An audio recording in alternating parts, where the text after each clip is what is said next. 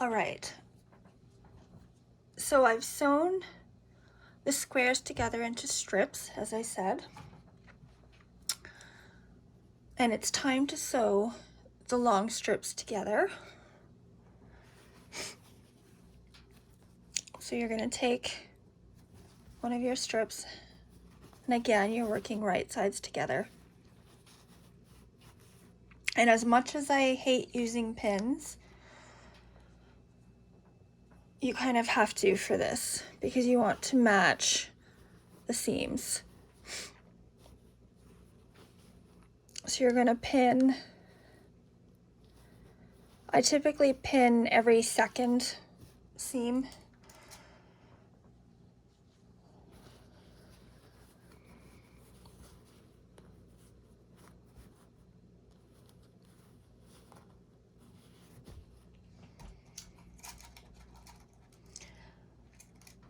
Part of the reason I don't like using pins is because it's very hard with my fine motor skills, or lack thereof, to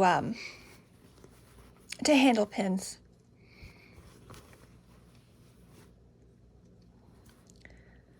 They're too small and fiddly, and you don't want to sew over pins.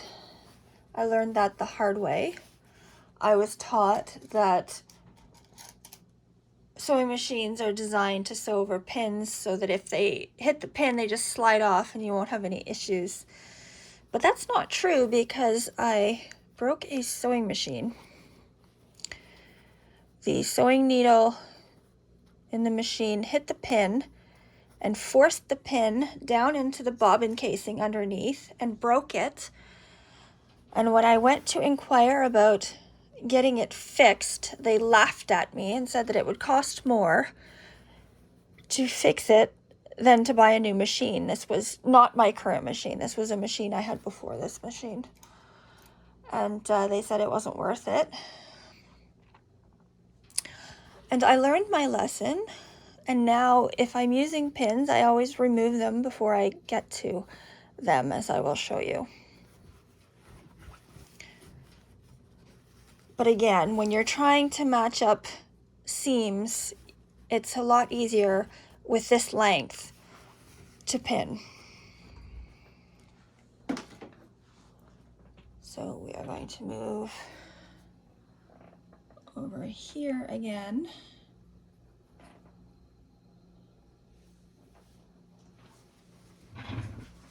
And we're still working with our 1/4 inch seam allowance.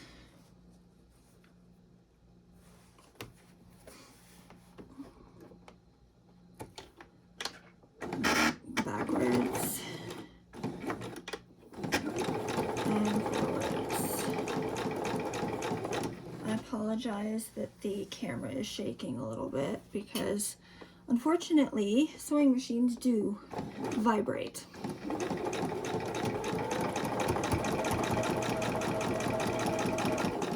Coming up to the pin, I have trouble grabbing it, but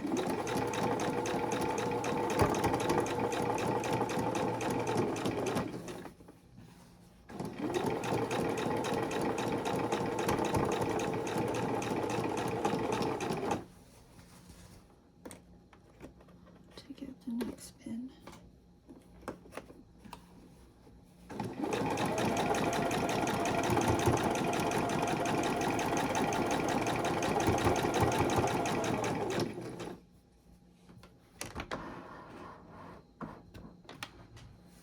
I'm gonna move the, don't know. I haven't decided which angle is best for filming. There's not enough room for the tripod there. So we'll do it from both angles so that you can see what I'm doing here.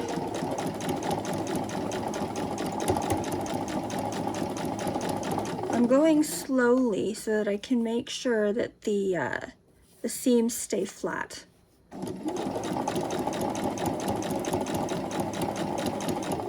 You don't want to lump your quilt than absolutely necessary.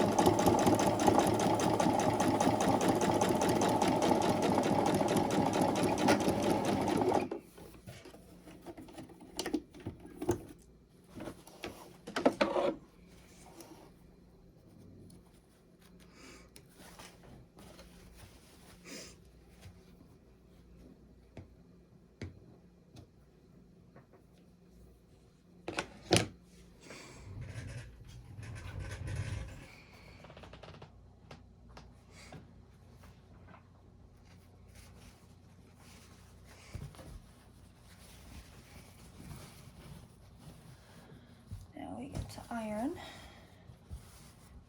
I'm pushing the seam up because it's just easier that way for me to iron that way, where you're pushing instead of pulling.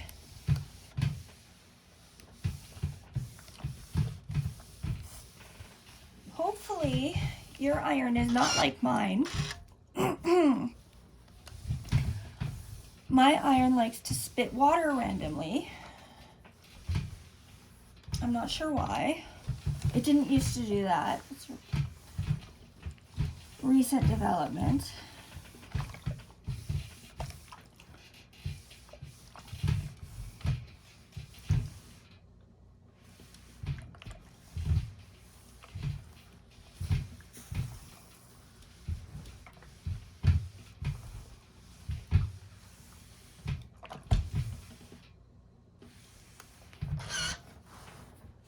I just fold over the part that I've already ironed. And again, I'm checking here to make sure that the seam is going up the way I want it, because you can feel the difference. This is a lot thinner than where the seam is, so you can easily tell whether it's going up.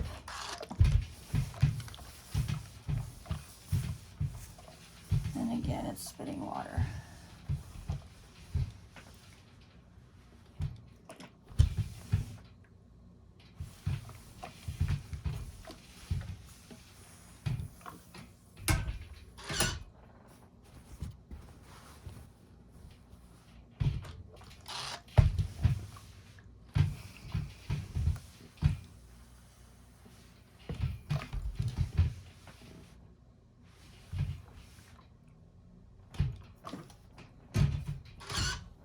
And now,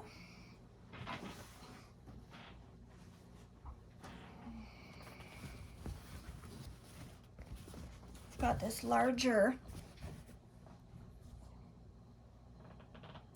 don't know if, I've got this larger piece that's 3 layers. That's what I started with at the beginning.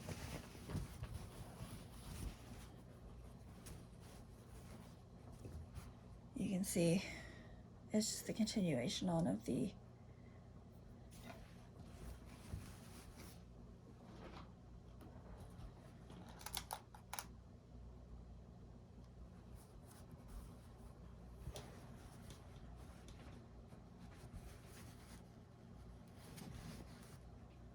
and you pin the seam again.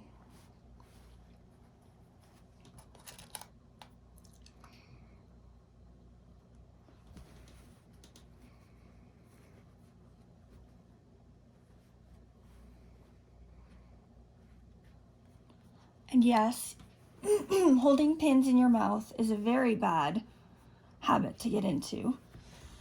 But unfortunately, I don't have 3 hands. And with my motor skill issues, if I accidentally pick up 2 pins at the same time, the only way that I can separate them is to stick it in my mouth. But I recommend you don't get into the habit of that.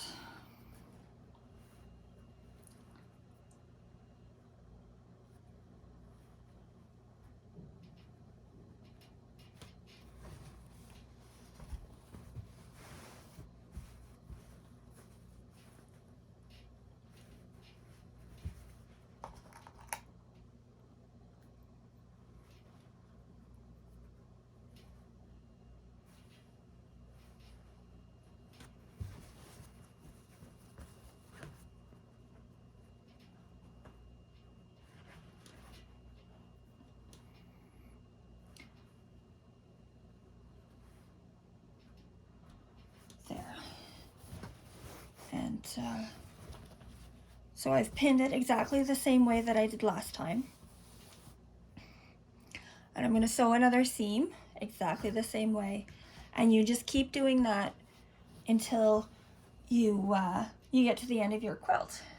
I basically have, after I do this seam, I've got 2 more strips to sew on.